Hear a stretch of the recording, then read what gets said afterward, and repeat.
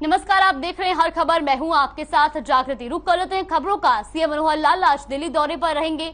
CM Manohar Lal आज दोपहर दिल्ली पहुंचेंगे, जहां वो केंद्रीय मंत्रियों से मुलाकात भी कर सकते हैं। तो वही सीएम मनोहर आज दिल्ली दौरे पर रहने वाले हैं और सीएम दोपहर दिल्ली पहुंचेंगे। सीएम मनोहर का ये दौरा 1 दिवसीय दौरा है, तो दिल्ली दौरे पर रहेंगे सीएम मनोहर लाल, जहां वो केंद्रीय मंत्रियों से करेंगे मुलाकात। तो वहीं आपको बता दें कि 1 दिन के दिल्ली दौरे पर सीएम रहेंगे और आज दोपहर तक वो दिल्ली पहुंचेंगे।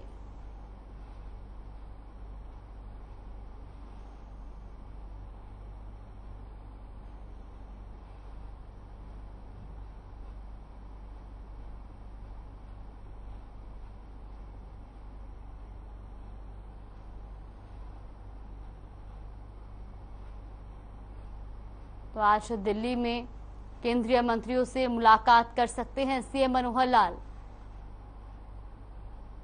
तो वहीं दिल्ली के 1 दिवसीय दौरे पर हैं सीएम और आज दिन तक दिल्ली पहुंचेंगे सीएम मनोहर लाल।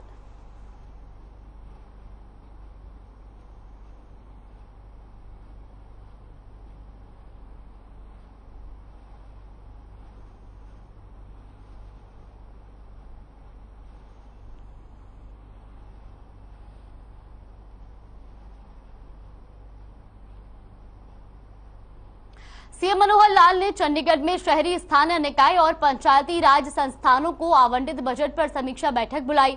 बैठक में शहरी स्थानीय मंत्री डॉक्टर कमल गुप्ता और विकास एवं पंचायत मंत्री देवेंद्र सिंह बबली मौजूद रहे। मुख्यमंत्री ने स्पष्ट किया कि राज्य वित्त आयोग और केंद्रीय वित्त आयोग की ओर से निर्धारित 7% के फंड का गणना सही तरीके से नहीं हो पा रही है, इसलिए आगे से फंड का आवंटन जनगणना के अनुरूप और संस्थान अनुसार किया जाएगा। वही 75% समिति और के अनुरूप होता है। तो मुख्यमंत्री ने कहा कि दोनों संस्थाएं, चाहे वो शहरी स्थानीय निकाय हो या पंचायती राज संस्थान हो, इनके धीरे धीरे अपने वित्तीय संसाधन बढ़ाने होंगे। प्रदेश में 92 शहरी स्थानीय निकाय हैं, जिनमें 11 नगर निगम, 22 नगर परिषद और 59 नगर पालिका शामिल है।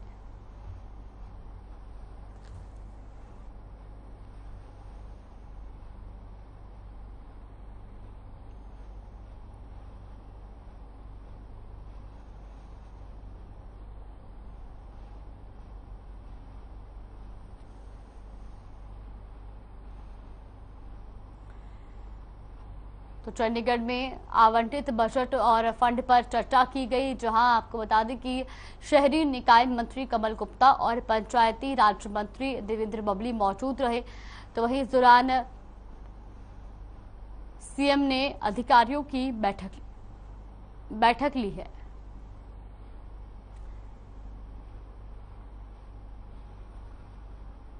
तो स्थानीय निकाय और पंचायती राज पर चर्चा की गई और इस मौके पर स्थानीय निकाय मंत्री और पंचायती राज मंत्री भी मौजूद रहे। तस्वीरें आप देख सकते हैं, चंडीगढ़ में ये बैठक आयोजित की गई और जहां पर सीएम ने अधिकारियों को आदेश भी दिए।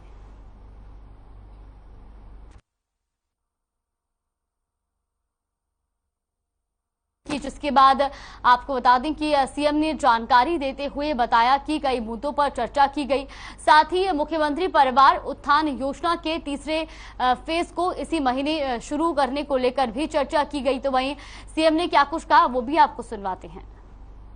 आज जैसे अभी जो 3 बजे से 6 बजे तक मीटिंग हुई है, उसमें मुख्य विषय जो हमारा परिवार समृद्धि योजना अपना मुख्यमंत्री अंत्योदय परिवार उत्थान योजना, इस योजना पर जो हमारा काम हुआ है, 2 हमारे जो फेज में मेले लग चुके हैं, तीसरे फेज को इसी महीने हमने शुरू करना है।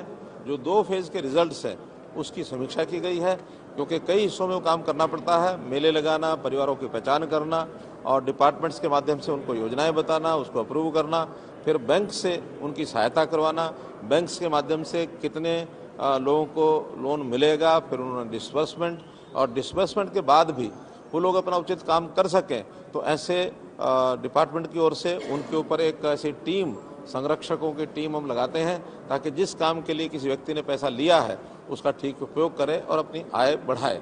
तो इस सारे पर कंप्रिहेंसिव विचार हमने किया है। सीएम मनोहर लाल ने खेलो इंडिया को लेकर प्रेस कॉन्फ्रेंस की, जिसमें उन्होंने बताया कि 4 से 13 जून तक खेलो इंडिया 2021 का कार्यक्रम चलेगा। सीएम ने कहा कि खेलो इंडिया की मेजबानी करना हमारा सौभाग्य है। वही कार्यक्रम की शुरुआत केंद्रीय गृह मंत्री अमित शाह करेंगे। खेलो इंडिया के तहत 25 खेल होंगे और सीएम ने बताया कि खेलो इंडिया यूथ गेम्स 2021 के चौथे संस्करण के आयोजन के लिए 250 करोड़ रुपए की राशि खर्च करने का प्रावधान किया गया है। उन्होंने कहा कि ये खेलो इंडिया गेम्स प्रधानमंत्री नरेंद्र मोदी के ड्रीम मिशन को आगे बढ़ाने में अहम भूमिका निभाएंगे। उन्होंने प्रधानमंत्री नरेंद्र मोदी और केंद्रीय युवा मामले एवं खेल मंत्री अनुराग ठाकुर का हरियाणा को इस खेल उत्सव की मेजबानी करने का सुनहरा अवसर देने के लिए धन्यवाद भी किया। तो सीएम ने कहा कि केंद्र सरकार के खेलो इंडिया का जो कार्यक्रम अभी 4 जून को प्रारंभ होने वाला है, 4 जून से 13 जून ये कार्यक्रम चलेगा। और जैसे पता है कि इससे पहले 2 बार खेलो इंडिया हो चुका है देश के विभिन्न भागों में, और इस बार हमारा सौभाग्य है और मैं केंद्र सरकार प्रधानमंत्री जी और हमारे खेल मंत्री उनका धन्यवाद भी करता हूं कि इस बार का जो खेलो इंडिया का कार्यक्रम, उसकी मेजबानी हमें हरियाणा के लोगों को मिली है और हम इसको उनकी मेजबानी के नाते से बिल्कुल तैयार हैं। सब व्यवस्थाएं हमारी जो तैयार हो चुकी हैं। खेलो इंडिया का कार्यक्रम है, ये जैसा बताया 10 दिन तक चलेगा। 25 इसमें गेम्स होंगे और इसकी जो शुरुआत है 4 तारीख को, इसमें हमारे केंद्रीय गृह मंत्री श्री अमित शाह जी वो पधार रहे हैं। उनका कार्यक्रम फाइनल हो गया है। सायकाल 7 बजे के लिए हमने जनता को बुलाया है। ठीक 7:30 बजे कार्यक्रम जो है ये शुरू होगा और उस 7:30 बजे के कार्यक्रम की शुरुआत में लगभग 8,500 तो जो खिलाड़ी हैं या उनके जो प्रबंधक जितने भी हैं, साथ में अधिकारी हैं, कोच हैं और जो सहयोगी हैं, वो सब 8,500 की संख्या उनकी रहेगी। कुल मिलाकर इस आयोजन पर 250 करोड़ रुपए का ये जो है खर्च होगा। इस 250 करोड़ रुपए में 139 करोड़ रुपए तो जो ढांचा है, जो हमारा इंफ्रास्ट्रक्चर है, उसके नवीनीकरण के लिए या कोई नया उसमें निर्माण करने के लिए ये सब खर्च हुआ है। बाकी जो खर्च है इन खिलाड़ियों के रहन सहन का, उनके बाकी व्यवस्थाओं पर ये सारा खर्च होगा। इसमें साई का भी योगदान कुछ होगा, इसमें केंद्र सरकार का भी योगदान रहेगा, हरियाणा सरकार का भी योगदान रहेगा। तो मिला जुला करके ये सारा जो है ये खर्च इसमें होगा। इन प्रतियोगिताओं में गर्मी होने के कारण से अधिकतर खेल या तो सुबह सुबह होंगे या शाम को होंगे। दोपहर के समय खेल इंडोर तो सब चलेंगे, लेकिन आउटडोर वाले खेल वो सुबह या शाम ज्यादा होंगे, दिन में उनको थोड़ी संख्या कम रखेंगे। कुल मिलाकर चाहे गोल्ड मेडल हैं या सिल्वर मेडल हैं या ब्रॉन्ज मेडल हैं, इन तीनों को मिला करके ये संख्या 1866 और अवार्ड्स ऐसे जो मेडल्स हैं ये इसकी रचना की गई है। अब 1866 में कौन प्रदेश कितना लेता है, सबका अपना कंपटीशन है, लेकिन हम ऐसा जरूर मानकर चलते हैं कि हरियाणा जैसे पिछले बार सेकंड उस पर रहा था, रैंक पर दूसरा स्थान हमारा था 200 मेडल लेकर के। इस बार हम चाहेंगे कि हमारे खिलाड़ी और ज्यादा मेडल लेकर के और पहला स्थान कैसे प्राप्त करें, इसकी हमारी जरूर कोशिश रहेगी। बीजेपी और जेजेपी के पदाधिकारियों की बैठक हुई, जिसके बाद ओपी धनखड़ ने कहा कि बीजेपी और जेजेपी एक साथ मिलकर निकाय चुनाव लड़ेंगे। वहीं जिसमें टोहना, नरवाना, डब्बाली और नूह में जेजेपी चुनाव लड़ेगी, जबकि बाकी 14 स्थानों पर बीजेपी चुनाव मैदान में रहेगी। तो निकाय चुनाव लड़ने पर ओपी धनखड़ का बयान सामने आया है। उन्होंने कहा कि निकाय चुनाव में बीजेपी और जेजेपी एक साथ मैदान में उतरेंगे। जहां 4 स्थानों पर जेजेपी लड़ेगी तो वही 14 स्थानों पर बीजेपी चुनावी मैदान में उतरेगी। आपको बता दें कि नरवाना, टोहना और नूह में जेजेपी चुनावी मैदान में उतरेगी, जबकि अन्य 14 सीटों पर बीजेपी चुनाव लड़ेगी। तो टोहना, नरवाना, डब्बाली और नूह में जेजेपी चुनावी मैदान में उतरेगी।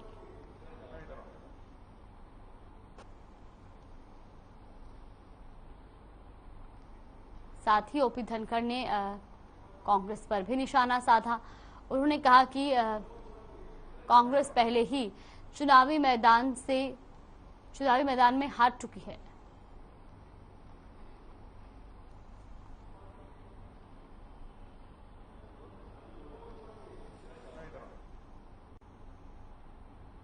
निकाय चुनाव को लेकर तमाम पार्टियां मैदान में जुटी हुई है, तो वहीं कांग्रेस ने निकाय चुनाव सिंबल पर लड़ने से इनकार कर दिया है। बीजेपी अपने ज्यादातर उम्मीदवार घोषित कर चुकी है। जेजेपी ने भी अभी तक 19 उम्मीदवार घोषित कर दिए हैं, जिनमें से 11 उम्मीदवारों की लिस्ट हिसार में पार्टी के वरिष्ठ नेता अजय चौटाला ने जारी की है। वहीं अजय चौटाला ने प्रेस वार्ता के दौरान कहा कि हमने शहर में बैठक कर आज दूसरी लिस्ट जारी की है और वरिष्ठ नेताओं की नामांकन के लिए ड्यूटी लगाई गई है। सभी उम्मीदवारों के साथ नामांकन के लिए पार्टी के वरिष्ठ नेता और विधायक जाएंगे। वहीं गठबंधन को लेकर अजय चौटाला ने कहा कि राजनीति में उम्मीद तो बंधी रहती है। हमने पूरी ईमानदारी से 2.5 साल सरकार चलाई और नगर निगम और उपचुनाव के दौरान हम मिलकर लड़े हैं और समर्थन देने का काम किया है। इस बार हमारी सहयोगी पार्टी ने अलग चुनाव लड़ने का अपना निर्णय लिया है।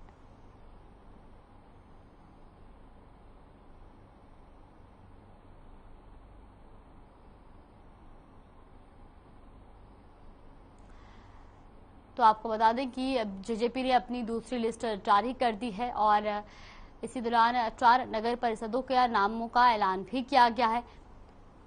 तो वहीं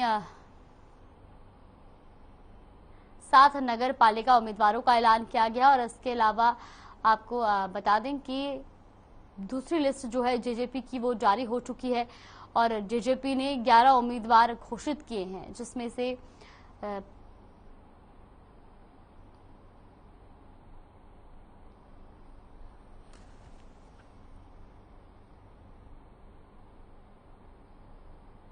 सोहना में होने वाले नगर पालिका चुनाव में आम आदमी पार्टी ने अपने प्रत्याशियों की पहली लिस्ट जारी कर दी है। पहली लिस्ट में चेयरमैन पद के लिए ललिता को प्रत्याशी बनाया गया है, तो वहीं वो वार्ड 17 से उम्मीदवार हैं। इसी तरह वार्ड 1 से हिग सिंह, वार्ड 3 से मोहित यादव, वार्ड 4 से नितिन यादव और वार्ड 16 से अनीता रानी को प्रत्याशी घोषित किया गया है। आम आदमी पार्टी नेता धर्मेंद्र खटाना की माने तो ये घोषणा पार्टी के राष्ट्रीय सचिव पंकज गुप्ता ने की है, जिस पर पार्टी के सभी कार्यकर्ताओं और नेताओं ने सहमति जताते हुए अपने प्रत्याशियों को पार्षद बनाने और चेयरमैन पद पर बैठाने के लिए कमर कस दी है। तो गुरुग्राम से खबर आपको बता रहे हैं, जहां आपने प्रत्याशियों की लिस्ट जारी की है, तो वही नगर पालिका चुनाव के लिए प्रत्याशियों की लिस्ट जारी की गई है और जहां पर ललिता को प्रत्याशी बनाया गया और वार्ड 17 से वो प्रत्याशी बनाई गई है। भारत माता की। उस कई उम्मीदवारों की सारी स्क्रूटनी करने के बाद हमें एक कैंडिडेट ललिता जी, जो कि जवाहरलाल जी की बेटी हैं, एक पढ़ी लिखी कैंडिडेट मिली, जिन्होंने सिविल सर्विसेज का त्याग किया और उन्होंने हिम्मत जताई राजनीति में आके राजनीति को साफ करने की, भ्रष्टाचार को साफ करने की।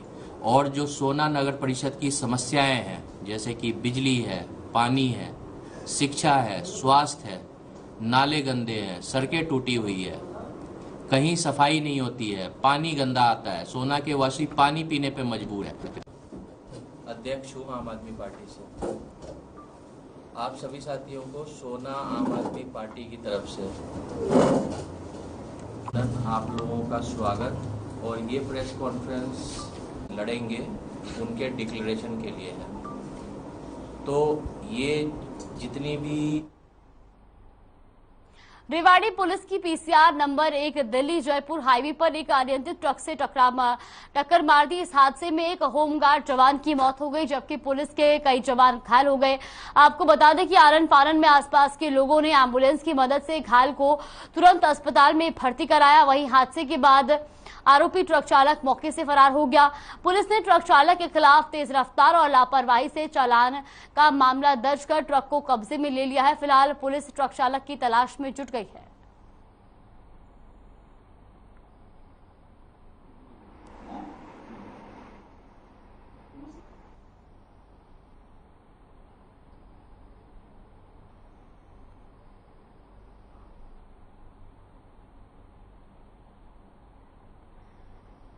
तो रेवाड़ी में तेज रफ्तार का कहर देखने को मिला है, जहां पर एक अनियंत्रित ट्रक ने पीसीआर वैन को टक्कर मार दी, तो जिसके बाद इस हादसे में एक होमगार्ड जवान की मौत हो गई। तो वहीं पुलिस के कई अन्य जवान भी घायल हुए हैं।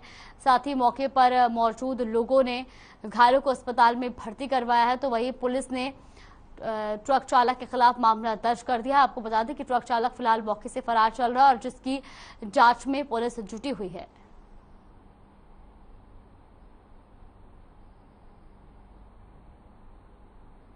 तो वही इस हादसे में एक होमगार्ड की मौत हो गई और मौके से ट्रक चालक भी फरार हो गया है।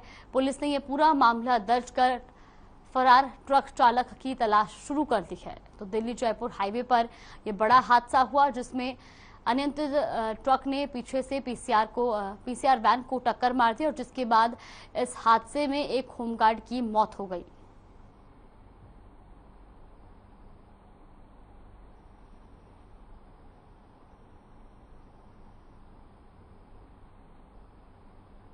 रेवाड़ी में एक महिला ने चिकन की डिमांड पूरी नहीं होने पर फांसी का फंदा लगा लिया। हालांकि पति रात करीब 12 बजे चिकन लेने भी गया था, लेकिन उस वक्त दुकान बंद हो चुकी थी। वहीं मॉडल टाउन थाना पुलिस ने शव को कब्जे में लेकर पोस्टमार्टम कराया और मामले की जांच शुरू कर दी। मिली जानकारी के अनुसार पत्नी कल्पना नेपाल की रहने वाली थी और अपने पति के साथ रेवाड़ी शहर के शक्तिनगर में किराए पर रहती थी। चिकन नहीं मिलने पर महिला ने खुदकुशी कर ली और आपको बता दें कि अब पुलिस ने इस पूरे मामले की जांच शुरू कर दी। तो वही पति का कहना है कि वो चिकन लेने गया जरूर था, लेकिन दुकान बंद हो चुकी थी और जिसके बाद रात 12 बजे तकरीबन महिला ने फांसी लगाकर खुदकुशी कर ली। तो वही अब पुलिस ने ये पूरा मामला दर्ज कर जांच शुरू कर दी है।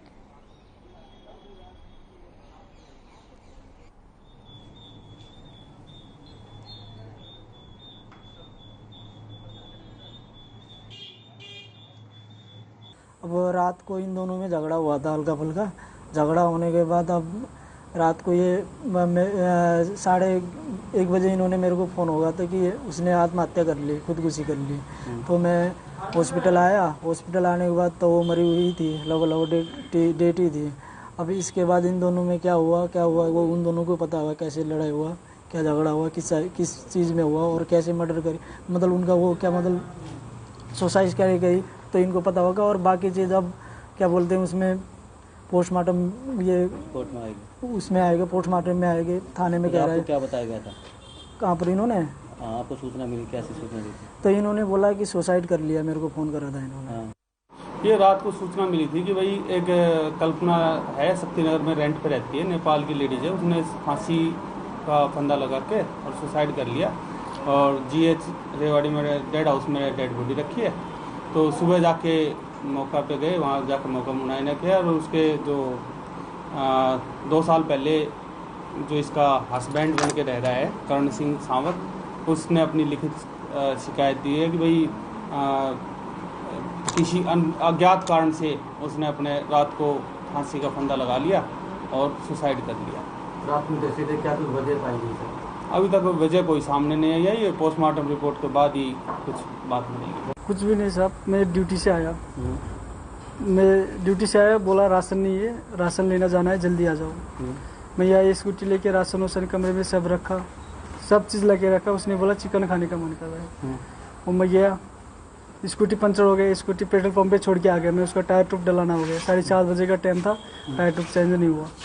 फिर मैं उधर से आया, उसके पास मोबाइल नहीं थी। फिर उधर आया, उधर आते उसने बोला चिकन किधर है। मैं बोला उसको फ़ोन किया था, उसके पास नहीं है, मैंने चिकन नहीं लाया, कल खा लेंगे। उसने बोला नहीं, मेरे को चिकन खाने का मन कर रहा था। बोला नहीं है तो भाई क्या करें, तू दाल चावल बना ले। वो बोली नहीं, अंडा ले आओ। फिर मैं बोला मेरे पास पैसा नहीं है, दे दे पैसे, ले आऊँगा। उसने बोली पैसे तो नहीं दूंगा मैं, ले आना तो ले आओ। मैं बोला मेरे पास पैसा नहीं, मैं नहीं ले आऊँगा। वो बोली ठीक है, मैं नमक के साथ खा लूँगी, आप अपना व्यवस्था कर लो। खबर 10 से फिलहाल के लिए बस इतना ही। आप देखते रहिए हर खबर।